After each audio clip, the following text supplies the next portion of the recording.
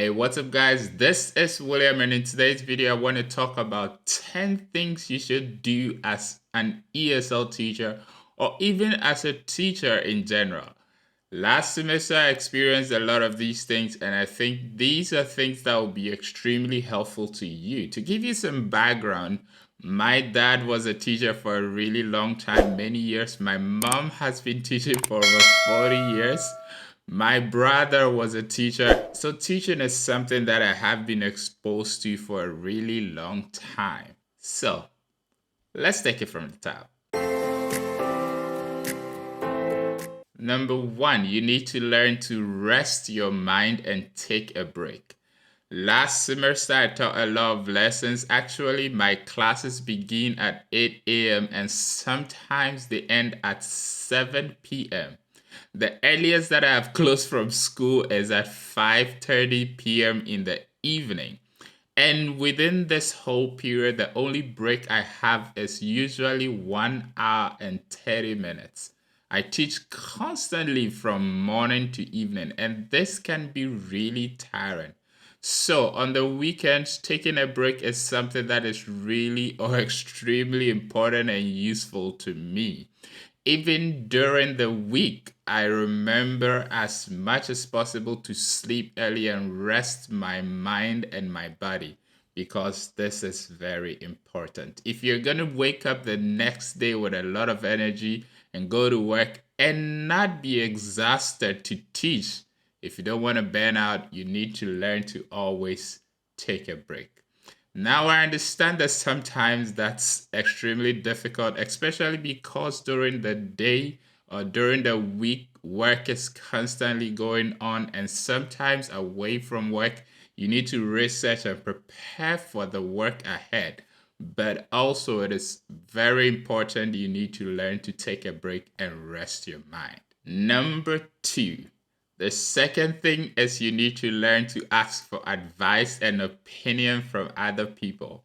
One of the biggest mistakes I made last semester, and this is particularly interesting because I try to combine a lot of classes together to have kind of like an experience session for the kids. But one thing I made a mistake with was not taking into consideration how the safety of many kids, because these were 3 to 4, 5, 6, 7 year old kids. If I had asked for opinion from other teachers, they would have probably given me a better perspective on how to conduct things. So after doing a few sessions and seeing how tiring this was, I had to shut down the whole endeavor. So I would say that whatever thing you want to do, if you want to play a game, if you want to do something that you feel is even interesting, it is good sometimes to ask for advice or a second opinion from others. Number three, you need to learn to ask other people to judge your work. I think this is something that could be kind of intimidating or kind of troubling because you might not want the kind of expressions that you hear from people. But trust me, this will go a long way to help you improve and grow yourself. If you ask other people to judge what you do and give you a constructive criticism on what you have done so far. Let them tell you some of the things that you did well and some of the things that you could do better. I think this will be very helpful to you.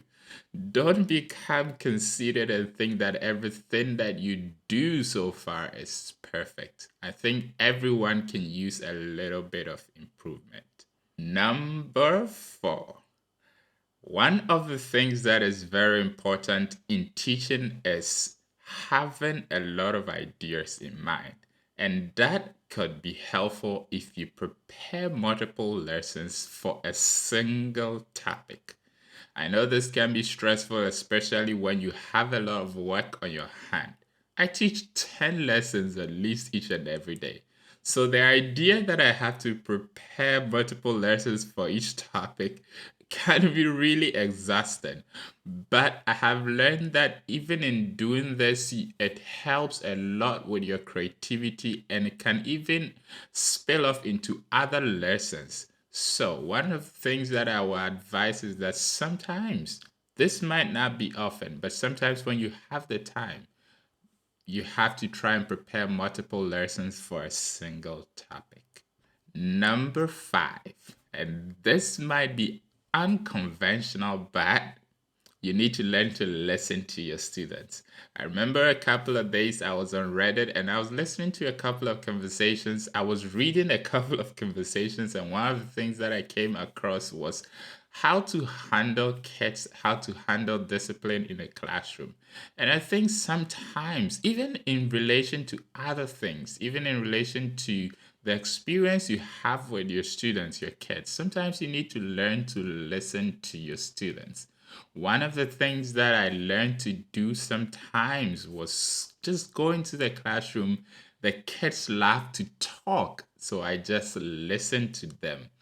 So one of the things also I'm going to do in this new semester is I'm going to dedicate particular lessons just to listen to the kids, just to listen to the experiences, what they have to say, the stories that they have to tell from home. And of course, I'm going to try as much as possible and get them to express these topics or these things in the English language. But the essential idea is to learn to listen to your students.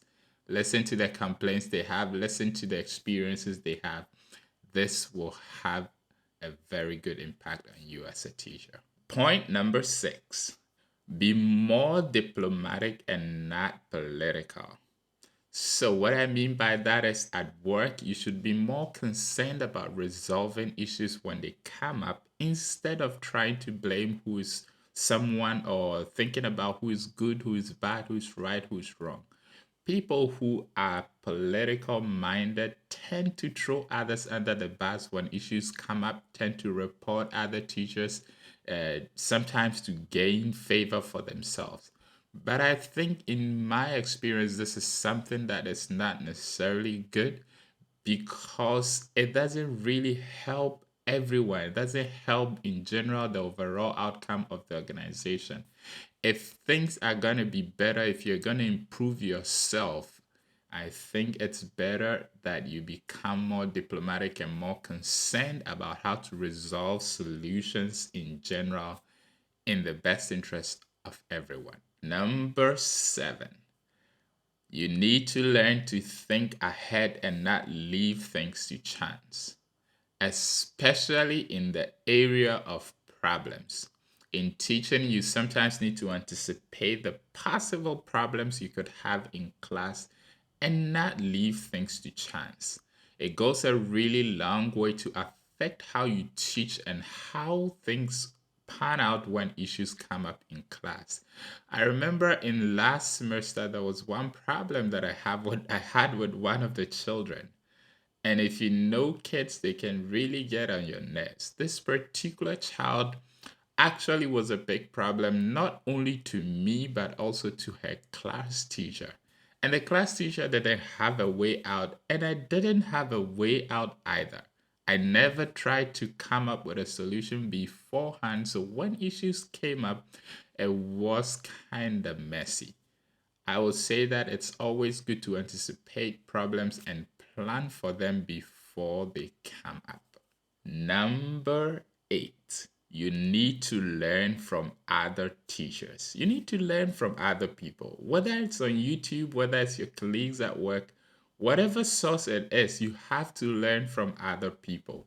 No matter how you look at it, there are people who are doing things that you're not doing. There are people who are doing things better than you, and it really helps if you could just tap into their potential, if you could just tap into their knowledge and learn from them and apply to your own teaching. Number nine, you have to be open minded. Don't think one way. It is good to know that in class, something good could happen, something wrong could happen. What you expect might sometimes happen, and it sometimes might not. You have to be open minded enough to learn from what goes on each and every day. Even with other teachers, anything could happen. You have to be open minded to expect that right things could happen to you and wrong things also could happen to you. Number 10, very, very important, Don't lose your creativity. I think it's very important that you maintain this, especially if you're an ESL teacher. You are teaching people who do not understand to the degree that you do the language that you speak. It's very important that you teach them with that high level of creativity and not to lose it. You begin to lose your creativity when you become robotic, when you begin to overuse old content, when you begin to think that things should go only a certain way and not in other ways. Don't lose your creativity. You should understand that being a teacher is about directing the lives of others. Keep this in mind and know that in the long run, what you do in the class could go a really long way to affect their lives. Thank you very much for watching this one, and I'll see you in the next one. Love and peace.